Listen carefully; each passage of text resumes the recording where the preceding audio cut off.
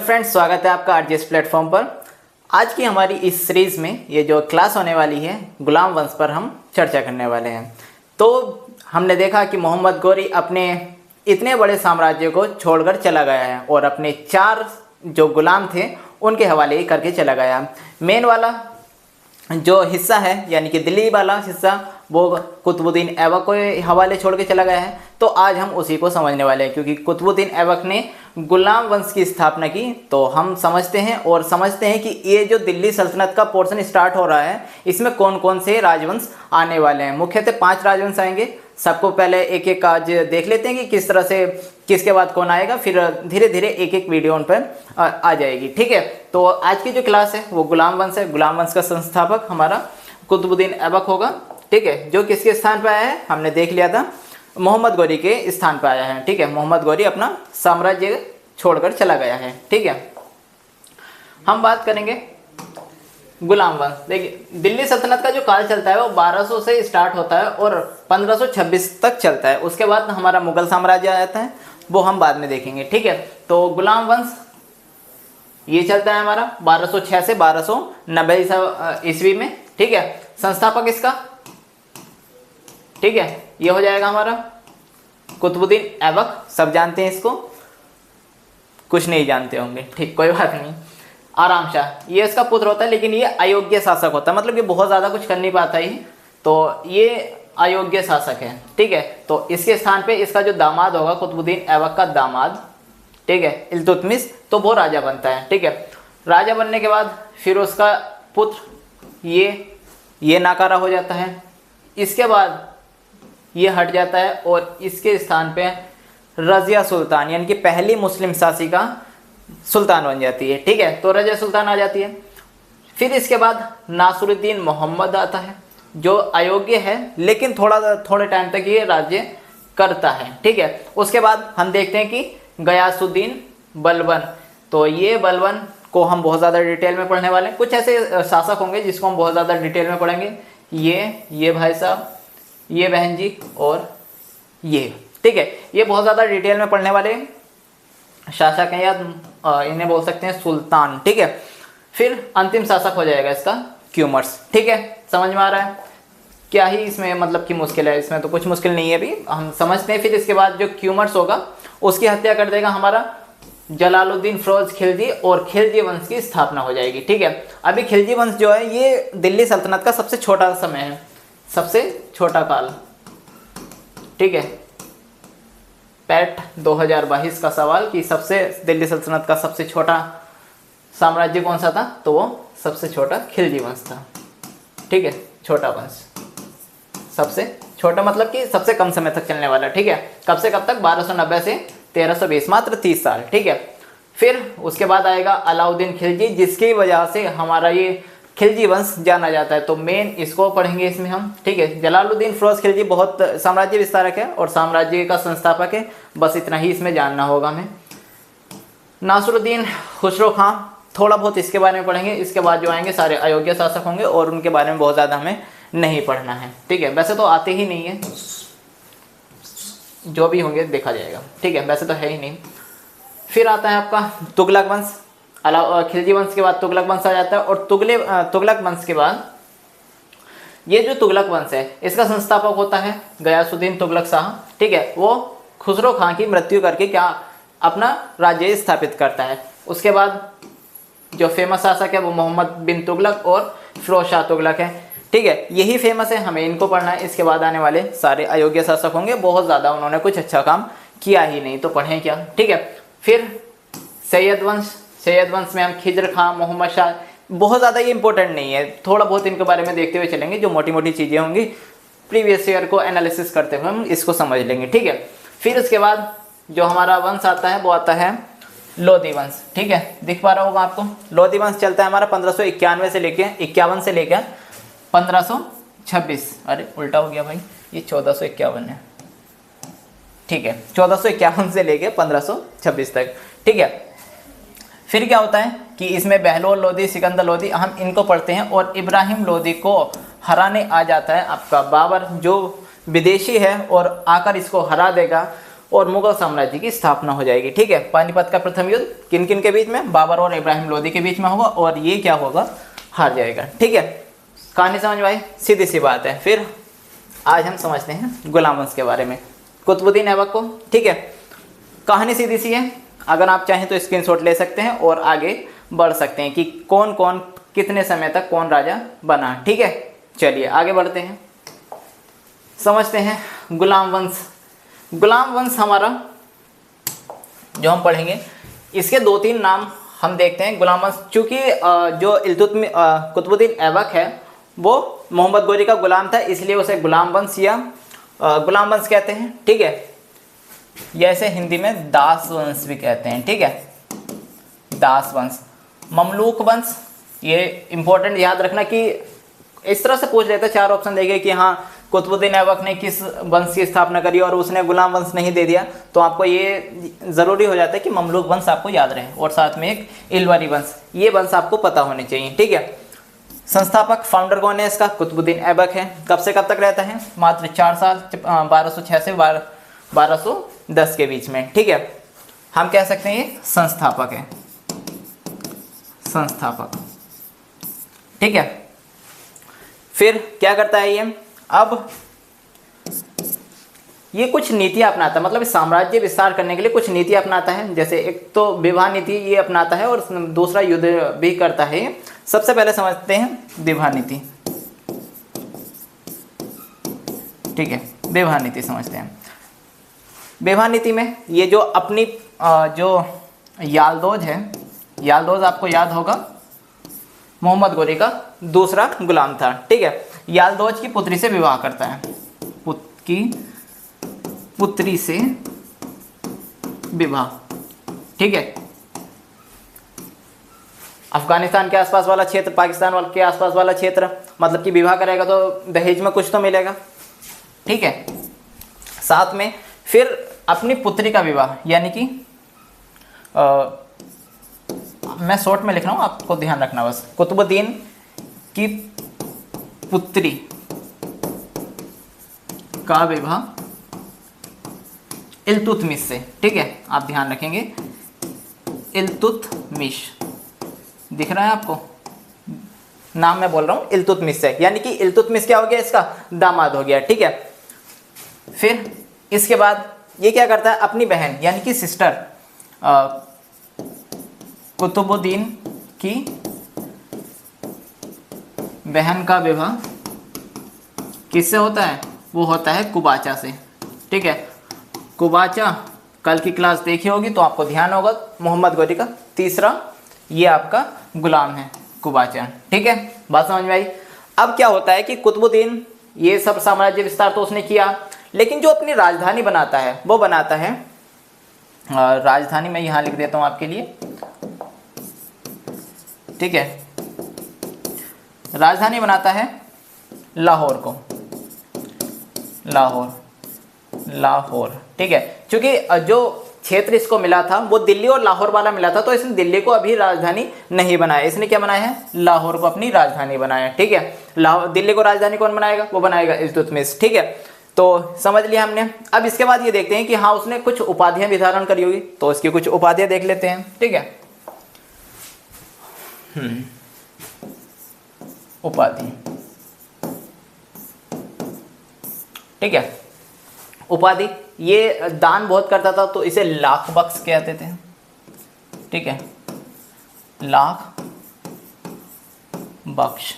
ठीक है, ये कुरान का अच्छा जानकार था तो इसे कुरान खां भी बोलते हैं, कुरान खां। ठीक है, कुरान खां। इसे जो मोहम्मद गौरी था वो मलिक कहता था, और सिपे सलार, सिपे सलार। ठीक है, तो ये 4 इसकी उपाधियां है, कुरान खां, लाख बख्श, मलिक और सिपे सलार। ठीक है, तो ये इसकी उपाधियां हो गई। अब क्या होता है, ये कुछ चीज़ों का भी निर्माण करवाएगा। जैसे पहली चीज़ हमें ये याद रखनी ज़रूरी है कि इसने सुल्तान की पदवी धारण नहीं की, पदवी धारण नहीं की। ठीक है, यानी कि इसने अपना आप को सुल्तान नहीं माना। इसने माना कि ये जो क्षेत्र है, अगर मेरे मालिक जो भी मोहम्मद गोरी है, अगर वो वापस आते हैं, उनके परिवार में से कोई भी वापस आता है, तो मैं उनको ये साम्राज्य उनको लौटा दूंगा और मुझे कुछ नहीं चाहिए। ये इतना ईमानदार गुलाम था। ठीक है, तो पदवी धारण नहीं की। ठीक है, इस बात को भी आप ध्यान रखेंगे। साथ में हम देखते हैं कुव्वत ए इस्लाम, कुव्वत ए इस्लाम। ठीक है, अभी कुव्वत जो इस्लाम है ये भारत की पहली मस्जिद है, भारत की पहली मस्जिद। ठीक है, मस्जिद किसने बनवाई है? कुतुबुद्दीन ऐबक ने बनवाई है। ठीक है, ये बनाई थी आपका जो पृथ्वीराज चौहान थे ना, उनका जो किला था उसके स्थान पर, पृथ्वी राज के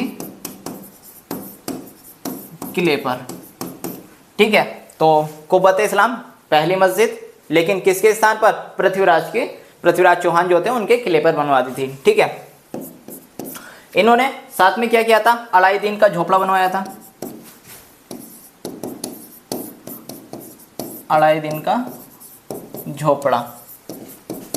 ठीक है, अब ये जो बना था, ये बना था एक संस्कृत विश्वविद्यालय था उसके स्थान पर। ठीक है, क्योंकि इसकी दीवारों पे अभी भी संस्कृत के कुछ अभिलेख मिलते हैं, तो हमें पता चलता है कि हाँ, ये संस्कृत विश्वविद्यालय था। ठीक है, तो संस्कृत विश्वविद्यालय के स्थान पर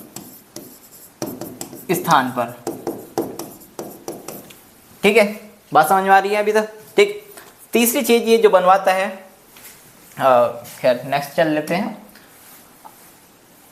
अगर कोई लिखना चाहे इस स्क्रीनशॉट करके या पोस्ट करके देख सकता है। ठीक है, साइड में नहीं दिख रहा हो तो बस मैं बता देता हूँ, संस्कृत के विश्वविद्यालय के स्थान पर। ठीक है, चलते हैं नेक्स्ट। ये क्या करता है? कुतुब मीनार बनवाता है, कुतुब मीनार का निर्माण। ठीक है, अभी निर्माण शुरू करवाता है और इसकी मात्र 4 मंजिलें बनवाता है। कितने? 4 मंजिलें, 4 मंजिलों का निर्माण। ठीक है, 4 मंजिलों का निर्माण करवाता है। फिर क्या इतने निर्माण हो रहा होता है और ये चौगान खेलने चला जाता है भाई। ठीक है, चौगान खेलते समय क्या होता है? ये घोड़े से गिर जाता है और इसकी मृत्यु हो जाती है। ठीक है, चौगान आप समझते होंगे कि पोलो बोलते हैं वैसे तो उसको, आज के ज़माने में, उस टाइम चौगान बोला करते थे। तो हाथ घोड़े पे बैठते हैं, हाथ में वो स्टिक सी होती है, उसको घुमा घुमा के खेलते हैं बॉल से। ठीक है, तो इस तरह से हम समझ सकते हैं। ठीक है, तो चौगान या पोलो, ठीक है, खेलते समय घोड़े से गिरकर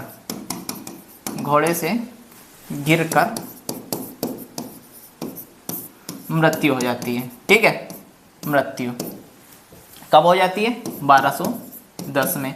ठीक है, ये तो आपको ध्यान है ही है। ठीक है, समझ में आई आपको बात? इतनी ही बात थी इसकी। इसकी जो पुत्री होगी उसका विवाह इल्तुतमिश से हो जाएगा। खैर वो इल्तुतमिश में हम लिख लेंगे।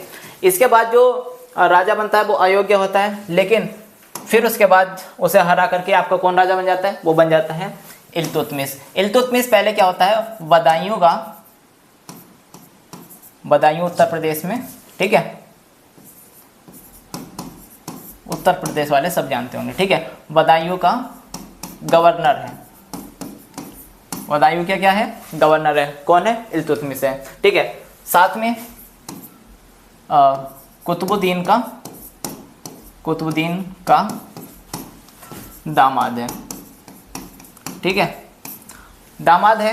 ठीक है, समझ गए। इसको हम और क्या कहते हैं? इसे गुलामों का गुलाम कहते हैं। गुलामों का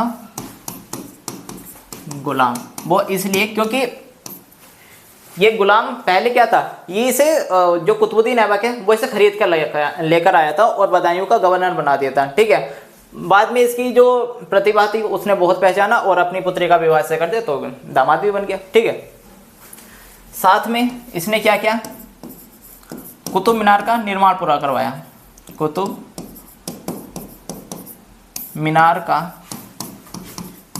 निर्माण पूरा किया, ठीक है, पूरा किया। तो ये क्वेश्चन भी पूछ लिया जाता है कि हाँ कुतुब मीनार का स्टार्टिंग किसने करवाई, वो तो कुतुबुद्दीन ऐबक ने करवा दी थी और कंप्लीट इसने करवा दिया, ठीक है। साथ में फिर क्या करता है, अपना साम्राज्य विस्तार करने के लिए उत्तर पश्चिम वाले क्षेत्र में जाता है और वहाँ पे इसका जो सामना होता है वो होता है यालदोद से, और यालदोद से इसका होता है सामना। तो उस युद्ध को कहते हैं हम तराइन का तृतीय युद्ध। अभी तक आपने 2 तराइन के मुख्य युद्ध पढ़ चुके हैं जो पृथ्वीराज चौहान और मोहम्मद गौरी के बीच हुए हैं। आपने ये थोड़ा सा कम सुना होगा, ठीक है, सुना भी है तो बहुत अच्छी बात है, लेकिन आप समझ सकते हैं कि ये तराइन का तृतीय युद्ध है, तराइन का तृतीय युद्ध, ठीक है।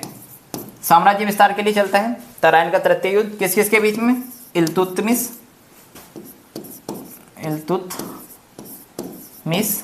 और किसके बीच में होता है, ये होता है यालदोज के बीच में, ठीक है, जिसमें इल्तुतमिश जीत जाता है और यालदोज हार जाता है। फिर क्या करता है, ये खुश हो जाता है और इल्तुतमिश खुश हो गया, और खुश होने के बाद ये क्या करता है, जो दिल्ली में अपनी राजधानी बनाता है, मतलब कि कुतुबुद्दीन ने लाहौर में बना रखी है, ये अपनी लाके दिल्ली में बना देगा, ठीक है। तो दिल्ली राजधानी बनाई, दिल्ली को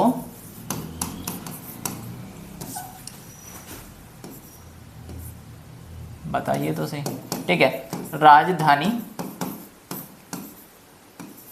बनाई, ठीक है, बना दी।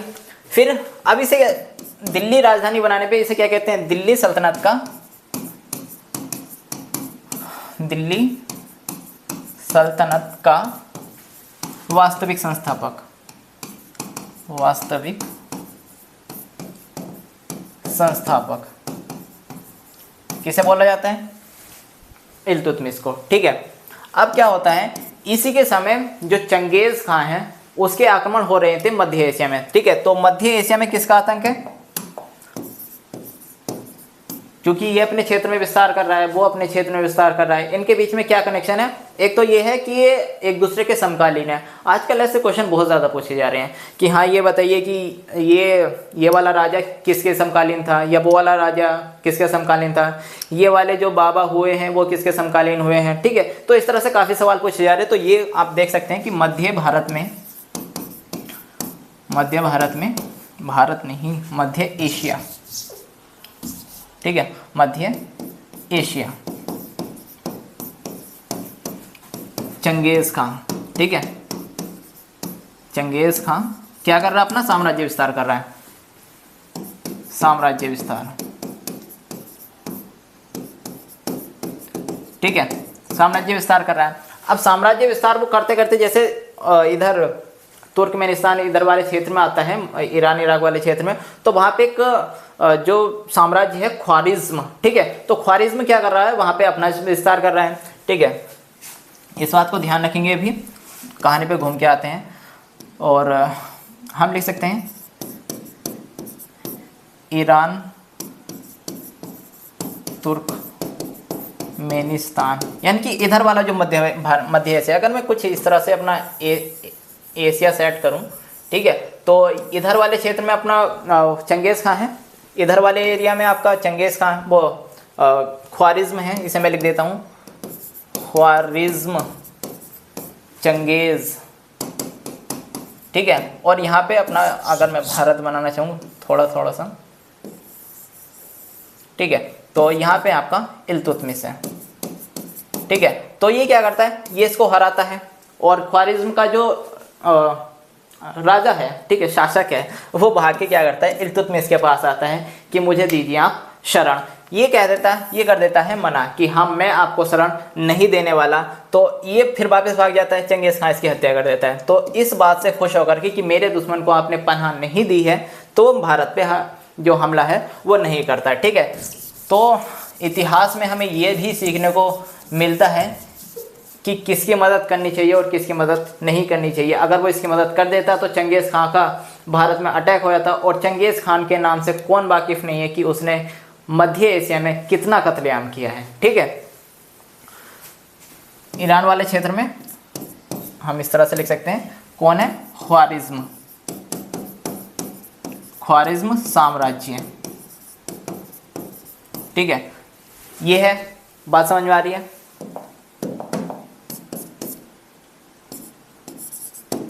चंगेज का ख्वारिज्म पर क्या होता है, आक्रमण होता है। ठीक है, आक्रमण होता है, जिससे भाग जाता है कौन, ख्वारिज्म। तेमुचीन करके इसका नाम है एक। ठीक है, तो ख्वारिज्म शासक ने इल्तुतमिश से, थोड़ी सी राइटिंग गंदी हो रही है लेकिन आप समझ जाना। ठीक है, इल्तुतमिश से सहायता मांगी। ठीक है, मैं आगे वाले बोर्ड पे लिख देता हूँ, आगे स्लाइड करके आप पॉज करके लिख लेना। ठीक है, सहायता मांगी, सहायता मांगी, परंतु इल्तुतमिश ने मना कर दिया और भारत को चंगेज के आक्रमण से बचा लिया। ठीक है, चंगेज के आक्रमण से बचाया। ठीक है, इतनी लंबी रामकथा मुझे लिखने की क्या जरूरत थी, क्योंकि ये इंपॉर्टेंट पार्ट था इसलिए मुझे रामकथा लिखनी पड़ी। ठीक है, रामकथा नहीं है ये, जो भी है अपनी एक कहानी के टाइप में है, आप इसको समझ सकते हैं। ठीक है, समझ लिया हमने। दिल्ली को इसने अपना बना ही लिया है, अपनी राजधानी बना ही लिया है। ठीक है, दिल्ली सल्तनत की स्थापना कर ही दी है। ठीक है, फिर अब इसका जब अंत समय आने वाला होता है तो ये क्या करता है, अपनी एक इसका जो पुत्र है वो तो अयोग्य है, तो ये अपनी पुत्री रजिया को क्या बनाता है, सुल्तान बनाता है। ठीक है, ये स्वयं ही क्या कर देता है, उसको बता देता है कि आप राजा बनने वाली हैं। ठीक है, तो पुत्री रजिया को, पुत्री रजिया को सुल्तान बनाया। ठीक है, अपने टाइम में ही ये निर्धारित कर देता है कि हाँ ये क्या होगा, ये इसका सुल्तान होगी आने वाली। एक चीज़ और करता है ये, अपने समय में दो प्रकार के सिक्के चलाता है। एक तो चलाता है टंका। ठीक है, ये चांदी सिक्का होता है, चांदी सिक्का। एक चलवाता है जीतल। ठीक है, ये आपका तांबे का सिक्का होता है, तांबे का सिक्का। ठीक है, तो ये कुछ इंपॉर्टेंट बातें थी जो हमने लिखी। नेक्स्ट शासक कौन बनने वाला है, रजिया सुल्तान। ठीक है, तो पढ़ते हैं, समझते हैं रजिया सुल्तान के बारे में। हाँ, एक चीज़ और इसके में छूट गई, अब समय है तो लिख ही देते हैं। बहुत इंपॉर्टेंट चीज़ है क्योंकि इसने तुर्क ए चहलगानी की क्या की, तुर्क ए चहलगानी का निर्माण किया, मतलब कि राजा की सहायता करने के लिए 40 लोग ऐसे हुआ करते थे जो अपने अपने क्षेत्रों में बहुत ज़्यादा विस्तृत थे, मतलब इनका दिमाग बहुत तेज चलता था। ठीक है, और ये तुर्क के चहलगानी सारे अधिकतर इस पद में जो भर्ती हुआ करते थे वो तुर्की हुआ करते थे, यानी कि अधिकांश तुर्की। ठीक है, अधिकांश तुर्की अमीर हुआ करते थे। ठीक है, तुर्की अमीरों को पद। ठीक है, अधिकतर तुर्की अमीरों को इसमें पद मिला करता था। ठीक है, तुर्क चहलगानी में ये 40 लोगों का एक दल होता था। ठीक है, 40 अमीर तुर्कों का दल हुआ करता था, तो इसे दल चालीसा भी कहते हैं। तो इसका दूसरा नाम हमें क्या मिलता है, दल चालीसा। ठीक है, दल चालीसा। ठीक है, समझ में तो आ रही कहानी, भली टेढ़ी मेढ़ी लिखी है। तुर्क के चहलगानी का निर्माण किसने किया, इल्तुतमिश ने किया। ठीक है, इल्तुतमिश ने इसका निर्माण करने के बाद इसमें क्या करता है, वो अधिकांश तुर्की अमीरों को, क्योंकि वो जो दूसरे शासक हुआ करते थे या दूसरे क्षेत्रीय हुआ करते थे उनको निम्न मानते थे ये। ठीक है, तो क्या करते थे, अमीरों को इस पद में पद देते थे। 40 अमीर तुर्कों का ये दल हुआ करता था, इसलिए इसे दल चालीसा भी बोला जाता है। ठीक है, नेक्स्ट हम बात करते हैं रजिया सुल्तान के बारे में। ठीक है, तो रजिया सुल्तान कब विरोध होता है? काफ़ी ठीक ठाक विरोध होता है। क्यों? क्योंकि एक तो ये महिला है, तो हम पहला तो ये लिख सकते हैं, पहली मुस्लिम शासिका। ठीक है, पहली मुस्लिम शासिका कौन है? ये आपकी रजिया सुल्तान है। ठीक है, फिर इसके बाद में क्या होता है, जब ये राजा बन जाती है, सुल्तान बन जाती है, तो कुछ इस तरह से कुछ बदलाव करती है थोड़े बहुत, जो जो तुर्क चालीसा हैं उनको पसंद नहीं आते। जैसे पहली बात तो ये है कि कुबा ब कुल्हा, ठीक है, ये पहनना स्टार्ट करती है। कुबा होता है टोपी, ठीक है, और कुल्हा होता है कोट। ठीक है, चूंकि ये सब महिलाएं उस टाइम की नहीं पहना करती थी, तो उनको बहुत ज़्यादा दिक्कत होती है, तो वो इसको लेकर भी विरोध करते हैं। साथ में विरोध का एक और कारण होता है, एक वो होता है, एक अमीर तुर्क होता है जिसका नाम है याकूब। ठीक है, तुर्क का नहीं होता, ये अबिसीनिया का होता है, अबिसीनिया का युवक याकूब। ठीक है, याकूब पर अधिक मेहरबान। ठीक है, तो इस वजह से भी इस पे जो आरोप हैं वो लगते थे। ठीक है, कुछ ये चीज़ें चल रही थी, तो फिर क्या होता है, इसका विरोध होता है पूरे भारत में विरोध। अब विरोध कहाँ का, इसका मतलब ये पूरे भारत का मतलब है जहाँ जहाँ पे इनका अधिकार हो रखा है। ठीक है, पूरे भारत में विरोध होता है। अब ये विरोध को दबाने के लिए भटिंडा जाती है। अब भटिंडा का एक शासक है, एक इक्तेदार है। अब मैं आपको इक्तेदार यहाँ बताना चाहता था, लेकिन दिमाग से पॉइंट फिसल गया। ठीक है, ये इल्तुतमिश वाला आपका इल्तुतमिश के वाला स्लाइड है, ये वहाँ पे आ जाना आप एक बार। ठीक है, तो जो इल्तुतमिश है वो इक्ता व्यवस्था की स्थापना और करता है। ठीक है, इक्ता व्यवस्था की स्थापना। ठीक है, अब ये इक्ता व्यवस्था क्या होती है? जो इक्ता होती है ना, उसका जो शाब्दिक अर्थ होता है वो होता है भूमि। क्या होता है? भूमि। यानी कि आप समझ सकते हैं कि बड़ी बड़ी भूमियों को क्या कर रेंट पे दे दिए, जैसे रेंट पे दे दी जाती है, या उनको ऐसे कर दिया जाता है कि वहाँ का जो फसल उगेगी उससे जो रिवेन्यू कलेक्ट होगा वो आप कलेक्ट कीजिए, मुझे इसका इतना % मुझे ला के दे दीजिए। ठीक है, तो इक्ता होता था। इसको संभालने वाला क्या कहलाता था? इक्तेदार कहलाता था, इक्तेदार कहलाता था। ठीक है, तो किसने स्टार्ट करी है इक्ता व्यवस्था? इल्तुतमिश ने। ठीक है, इल्तुतमिश ने। ठीक है, चलिए अब हम चलते हैं फिर से रजिया के पास। और रजिया पूरे भारत में क्या हो रहा है? विरोध हो रहा है। विरोध सबसे ज़्यादा जो भड़क रहा है वो भड़क रहा है भटिंडा में। ठीक है, विरोध अधिक कहाँ है? भटिंडा। ठीक है, भटिंडा में। अब भटिंडा में एक इक्तेदार है, इक्तेदार अल्तुनिया दार।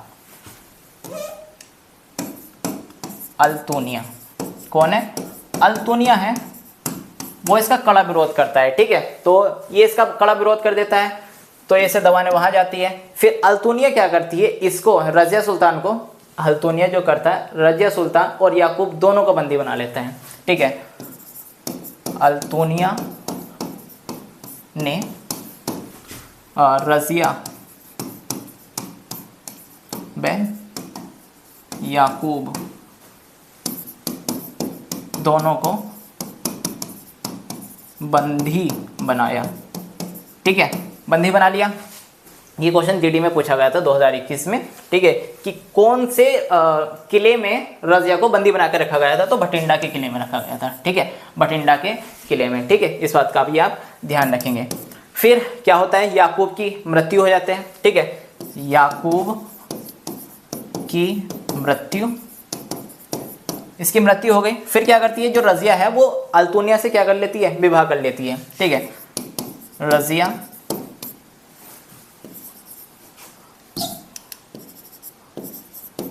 रसिया का अल्तोनिया से विवाह, अल्तोनिया से विवाह, ठीक है। तो अल्तोनिया से इसका विवाह होता है, लेकिन जो तुर्क चहलगानी होता है वो इसका कड़ा विरोध कर रहा होता है फिर भी, और इसको पद से हटा दिया जाता है। इसको पद से हटाने के बाद आता है आपका जो नासरुद्दीन आता है, और नासरुद्दीन क्या करता है, इन चीज़ों को थोड़ा बहुत संभालता है, लेकिन वो बहुत ज़्यादा योग्य शासक नहीं होता। और उसके बाद आ जाता है आपका बलबन, ठीक है। तो ये हट जाती है, और बलबन को हम अब समझने वाले हैं। रजिया की कहानी आपको समझ में आ गई, याकूब की मृत्यु हो जाती है और अल्तोनिया से उसका विवाह हो जाता है। फिर क्या होता है, तुर्क चहलगानी फिर भी नहीं मानता है और उसको पद से हटा देता है। बलबन जो है, ये पहले तो नासरुद्दीन की जो सेना है उसमें पहले एक मामूली सा इल्तुतमिश के समय में मामूली सा एक सैनिक होता है। बाद में नासरुद्दीन के समय में ये तुर्क चहलगानी का क्या हो जाता है, एक प्रमुख सदस्य हो जाता है। उसके क्या लिख रहा है, नासिरुद्दीन के समय में चहलगानी का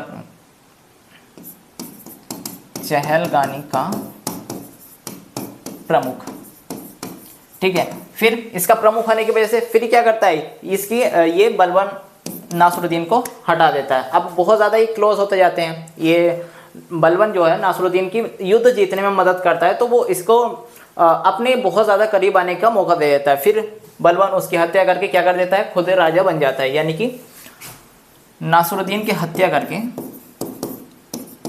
नासरुद्दीन की हत्या करके सुल्तान बना, ठीक है, सुल्तान बना, ठीक है। बात समझ में आ गई, सुल्तान बन गया। अब सुल्तान बनने के बाद ये कुछ ऐसा करता है कि मतलब कोई इसका विरोध ना कर पाए। सबसे ज़्यादा विरोध कौन करता था, वो तुर्क चहलगानी करता था। तो तुर्क चहलगानी को ये पद ही समाप्त कर देता है। तो तुर्क चहलगानी का पद समाप्त किया, ठीक है। यानी कि उसको खत्म ही कर दिया कि ना रहेगा बांस, ना बजेगी बांसुरी, ठीक है। तो तुर्क चहलगानी का पद समाप्त कर दिया। अब क्या होता है, इसके स्थान पे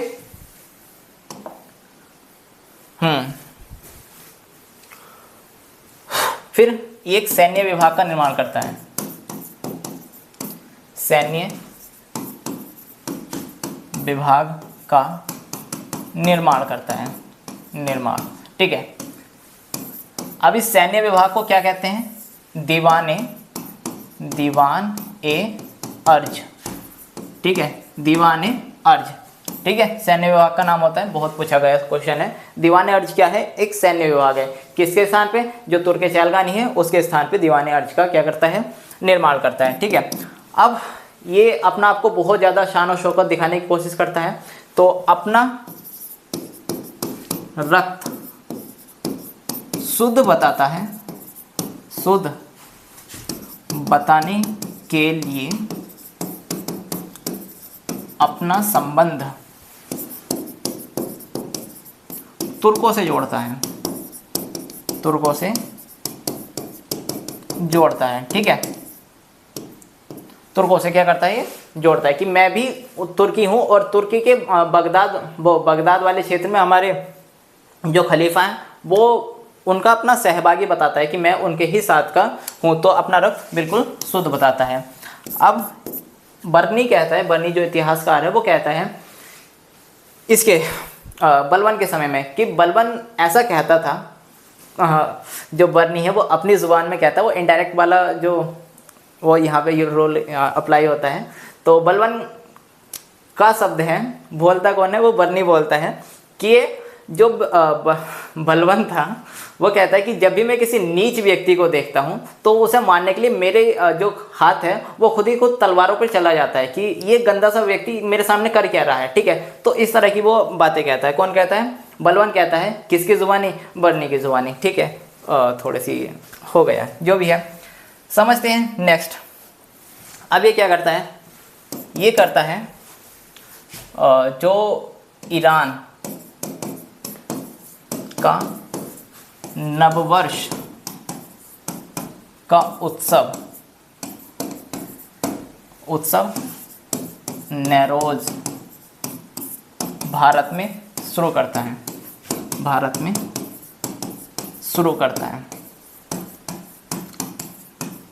ठीक है, भारत में क्या करता है, शुरू कर देता है। ठीक है, नेक्स्ट कुछ प्रथाएं शुरू करता है, जैसे अब राजा को क्या है, सर्वोपरि माना गया है, तो ये कहता है कि मुझे ये सलाम इस तरह से करो जैसे खुदा को सलाम करते हैं, मतलब कि सजदा व पैबोज किसने प्रथा चलाई, सजदा यानी कि घुटनों के बल बैठकर प्रणाम करना। ठीक है, पैबोज, ठीक है, पैबोज यानी कि पेट के बल लेटकर प्रणाम करना,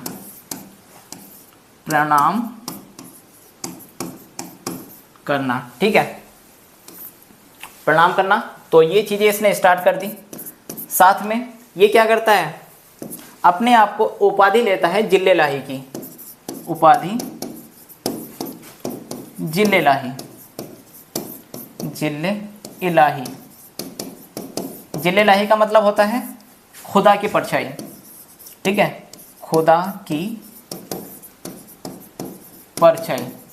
ठीक है, तो देख रहे हो किस तरह की बातें कर रहा है ये, कि मैं खुदा की ही परछाई हूँ, तुम मुझे खुदा के समान मानो, मेरे सजदा करो इस तरह से, जैसे नमाज पढ़ते हैं ना तो घुटनों के बल बैठ के उस तरह से मुझे प्रणाम करो। पैबोज यानी कि पेट के बल लेटकर, और जो राजा होता है, शासक होता है, सुल्तान होता है, उसके कदम को चूमो। तो इस तरह की तो ये बातें करता है। ठीक है, तो इस तरह से हमने देखा इसने उपाधि धारण करी खुदा की परछाई। ठीक है, तो बलबन कुछ इस तरह का शासक है। अब बलबन के बाद जो अंतिम शासक आता है वो आता है,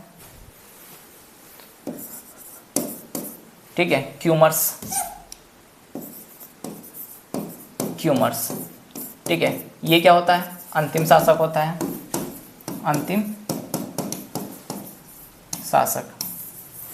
ठीक है, और इसकी मृत्यु होने के बाद आपका खिलजी वंश शुरू हो जाएगा, और नेक्स्ट वीडियो जो आएगी हमारी वो खिलजी वंश पर आएगी। खिलजी वंश अलाउद्दीन खिलजी के लिए बहुत ज़्यादा जाना जाता है, क्योंकि उस समय क्या होता है, बाजार नीति, सैन्य नीति, उसने बहुत तरह के इस तरह के काम करें, तो हम उसकी वजह से उसको समझ सकते हैं। ठीक है, तो ये हमने गुलाम वंश समझा। गुलाम वंश हमने देख लिया कि जो इल्तुतमिश है वो दिल्ली सल्तनत की वास्तविक संस्थापक वो माना जाता है, क्योंकि दिल्ली को उसने राजधानी बना लिया है। ठीक है, नेक्स्ट वीडियो में मिलते हैं, तब तक के लिए जय हिंद, धन्यवाद। ठीक।